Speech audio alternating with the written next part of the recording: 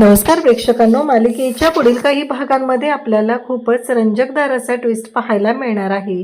कारण स्वानंदीने आता सुष्मिताच्या विरोधात स्टँड घेतलेला आहे आणि तिला ठणकावून सांगितलेलं आहे की मी या घरची थोरली सून, तुझी मोठी जाऊ आणि तुझी मोठी बहीण एवढे हक्क माझ्याकडे आहेत आणि तेवढ्या हक्काने अधिकाराने मी तुला सांगत आहे की तो काही जो घरात तमाशा मांडलेला आहे तो बंद करायचा, जो राडा घातलेला आहे तो बंद करायचा.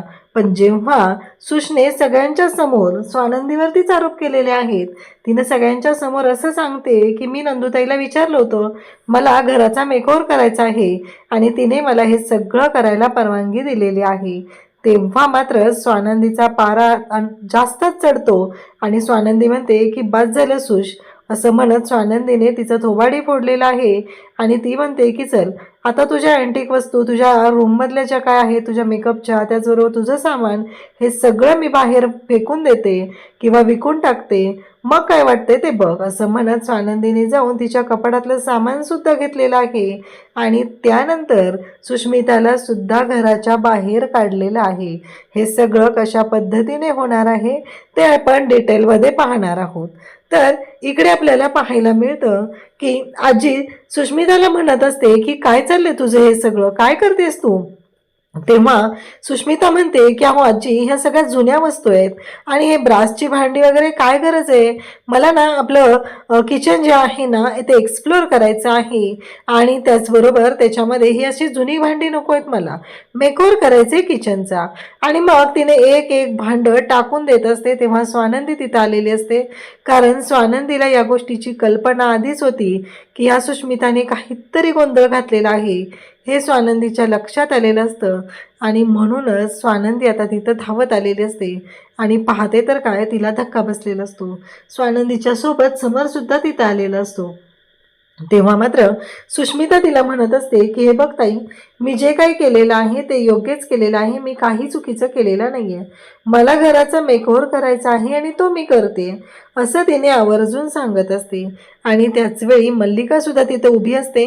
मल्लिकानेच तर हे कांड केलेलं आहे, काही झालं तरीही स्वानंदीला सुखाने जगू द्यायचं नाही, एवढं मात्र मल्लिकाने ठरवलेलं असतं आणि त्यासाठी या सगळ्या गोष्टी तिने सुरू केलेल्या असतात. तर इकडे स्वानंदी म्हणते की सुश बस झालं. तेव्हा सुष्मिता म्हणते की नाही, काही झालं तरी ताई माझ्याकडे काही हक्क आहेत, माझ्याकडे अधिकार आहेत आणि त्यामुळं मी हे सगळं जे काय आहे ना ते टाकून देणार आहे, म्हणजेच मला घरामध्ये नवीन वस्तू आणायच्या आहेत. तेव्हा मात्र स्वानंदी खूप चिडते.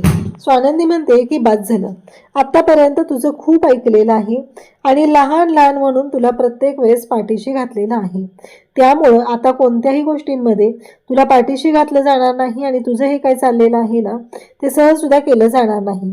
तेव्हा ती म्हणत असते, अगं मी चुकीचं काय करते ताई, मी जे काय करते ते योग्यच करते. तेव्हा स्वानंदी म्हणते ठीक आहे ना, मी तुला दाखवते आता योग्य काय असतं ते. असं म्हणत स्वानंदीने सुष्मिताला धरूनच तिच्या रूमकडे नेलेलं असतं. तेव्हा सगळेजण पाहत असतात की नक्की स्वानंदी काय करते, स्वानंदीच्या डोक्यात हे सगळं काय सुरू आहे. असं वाटत असताना स्वानंदीने हा डिसिजन घेतलेला असतो आणि तिला म्हणते की चल, तुझ्या कपाटात पण आहेत की नाही ह्या वस्तू ज्या तुला लागतात रोज, तुझ्या भावना त्याच्याशी गुंतल्या गेलेत ना. मग स्वानंदीने एक गार्बेज बॅग घेतलेली असते आणि त्याच्यामध्ये सुष्मिताचे कपडे, त्याचबरोबर मेकअपचं सामान, ज्वेलरी हे सगळं टाकायला सुरुवात केलेली असते आणि त्याचबरोबर तिची गोल्डन ज्वेलरी वगैरे आहे ते सगळे बॉक्सेस घेतलेले असतात. आणि स्वानंदी म्हणते की हे सगळं जे काय ना हे आता मी हे विकून टाकणार आहे. त्यावरती सुशचं असं म्हणणं असतं की असं नको करू नंदुताई तू, ते माझं खूप महत्त्वाचं सामान आहे. तेव्हा आजी, त्याचबरोबर समर, अंशुमन सगळेजण तिथं असतात. तेव्हा सुष्मिता सगळ्यांच्या समोर सांगायला सुरुवात करते की मी काही चुकीचं केलेलं नाही आजी, मी ताईला फोन केला होता तेव्हा ताईच मला बोलली की कर, तुला जे काय करायचंय ते कर. स्वानंदी म्हणते काय खोटं बोलतेस ग तू, मी तुला हे सांगत होते की आजींच्या वस्तू आहेत त्या कुठल्याही वस्तूला तू हात लावायचा नाहीस, कारण या घरामधल्या भावना त्याच्यात जोडलेल्या आहेत, त्यामुळं तो निर्णय तू घेऊ शकत नाही. आणि आजी मोठे आहे, त्या घरातल्या कुठल्याही गोष्टी करताना, त्याचबरोबर कुठलाही डिसिजन घेताना आजी, त्याचबरोबर समर राजवाडे यांच्या बाबतीत निर्णय त्यांना सांगूनच निर्णय घ्यायचा असतो, हे लक्षात ठेव. पण तू ऐकलेलंच नाही. आता स्वानंदी आणि सुष्मिता यांचं भांडण लावून देऊन इकडं मल्लिका मात्र खुश झालेली असते. ती अंशुमनला म्हणत असते, बघ तुला मी म्हणलं होतं की नाही, रोज घरात राडा घालायचा.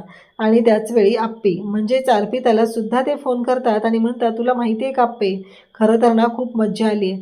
ज्या गोष्टी झालेत ना त्या खरंच खूप छान पद्धतीने झालेल्या आहेत. याचा विचारही यांनी कोणी केलेला नव्हता असं ती सांगायला सुरुवात करते.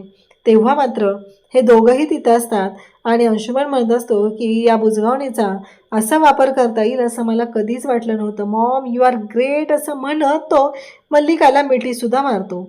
आणि त्याचवेळी इकडे मल्लिका म्हणते, चला मला तिथं गेलं पाहिजे आणि अंशुमन तू पण चल, कारण तू जर आता तिची बाजू घेतली नाही तर खूप मोठा गोंधळ होऊ शकतो. कारण तिने तमाशा घालू शकते, तिच्या आईला आणून इथं गोंधळ घालू शकते आणि एकदा का ती आपल्या हातातून गेली तर मग मात्र अवघड होणार आहे. त्यामुळं तिचा विश्वास आपल्यावरती बसलाच पाहिजे असं म्हणत दोघांनी निर्णय घेतलेला असतो. इकडे स्वानंदी एवढी चिडलेली असते की समर स्वानंदीला शांत करण्याचा प्रयत्न करत असतो. तेव्हा स्वानंदी म्हणते की अहो, तिला ना इतक्या दिवस अधिकार हक्क गाजवत होती म्हणून मी शांत होते.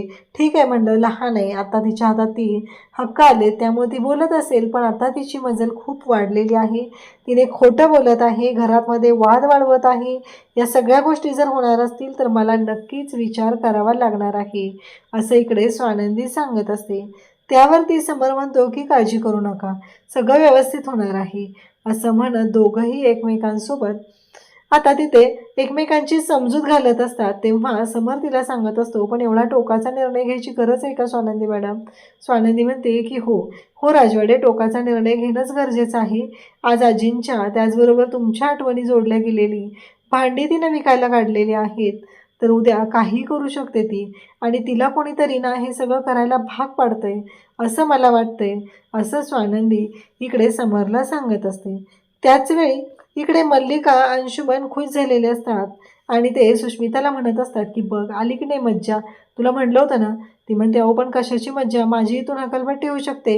सुष्मिताला ती म्हणते की अगं नाही, असं नाही होणार आहे, मी आहे ना तुझ्यासोबत असं म्हणत त्या दोघीही बोलत असतात.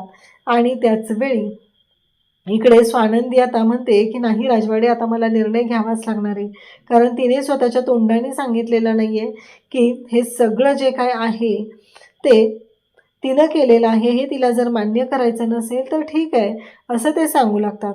आता स्वानंदी तिच्या कपाटाकडे जाते, तिच्या कपाटातले दागिने वगैरे सगळं घेतलेलं असतं. सुष्मिता तिथं आलेली असते. प्लीज ताई असं नको ना करू, प्लीज असं नको ना करू असं म्हणत तिने स्वानंदीला तिथे बोलायला सुरुवात करते. आणि त्याच वेळेस इकडे सुष मात्र तिला म्हणत असते की नाही ताई प्लीज असं नको ना न्यूज, पण स्वानंदीने डिसिजन घेतलेला असतो. आणि मग ज्वेलरी दागिने वगैरे जे काय आहेत ते आजींकडे दिले जातात आणि बाकीचं साहित्य जी लोक सुष्मिताने बोलवलेली होती त्याच लोकांना स्वानंदी देऊन टाकते. आणि मग तिला सांगू लागते की काय प्रॉब्लेम आहे तुला, कारण तू सांगितलं ना म्हणून तर मी हे केलेलं आहे, कारण त्या वस्तूंशी आजींच्या भावना जोडल्या गेलेल्या आहेत हे मी तुला सांगण्याचा प्रयत्न करत होते, पण तुला ऐकूनच घ्यायचं नाही आहे. तेव्हा मात्र सुशला आता स्वानंदी विचारू लागते की सांग नक्की काय प्रॉब्लेम झाला होता, म्हणजे कोण तुला काय बोललेलं का? तेव्हा ती शांतच राहते, ती काहीच बोलत नाही. आणि इकडे आता त्यांना दोघींनाही खरंच खूप छान वाटत असतं, कारण आपण काहीच चुकीचं केलेलं नाही आहे असं इकडे मल्लिका सांगत असते. कारण मल्लिकाचं असं म्हणणं असतं की तुझे हक्क होते, तुझे अधिकार होते आणि ते तू मिळवण्याचा प्रयत्न करते, बाकी चुकीचं काहीच करत नाही आहे. इकडे आजी आणि त्याचबरोबर स्वानंदी तिला बोलण्याचा प्रयत्न करत असतात. तेव्हा ती म्हणते की नाही, मला मला ऐकायचंच नाही असं तिचं चाललेलं असतं. स्वानंदीनं तिचं सगळं साहित्य भरलेलं असतं आणि तिला खेचत बाहेर आणलेलं असतं आणि सांगितलेलं असतं की निघ आता, आताच्या आता निघ, टॅक्सी खाली बोलवलेली आहे, टॅक्सीत बसायचं आणि घरी जायचं, कारण तुझं जे काही चाललेलं वागणं आहे ते अजिबात खपवून घेण्यासारखं नाही आहे. कारण एवढं सगळं झालेलं आहे पण त्या गोष्टीचा पश्चाताप तुला जराही झालेला नाही आहे, तुला जराही लाज वाटत नाही आहे, त्यामुळं तू या घरात राहण्याच्या लायकीची नाहीस असं म्हणत स्वानंदी तिला अक्षरशः हाताला धरून घराच्या बाहेर ढकलत आहे. तेव्हा स्वानंदीला समर आजी सांगण्याचा प्रयत्न करत असतात की जरा वेळ थांब, पण ती मात्र ऐकायला तयार नसते, कारण इकडे ह्या सगळ्या गोष्टी अशा विचित्र पद्धतीने झालेल्या असतात. अशाच अपडेटसाठी चॅनलशी कनेक्ट राहा. थँक्यू.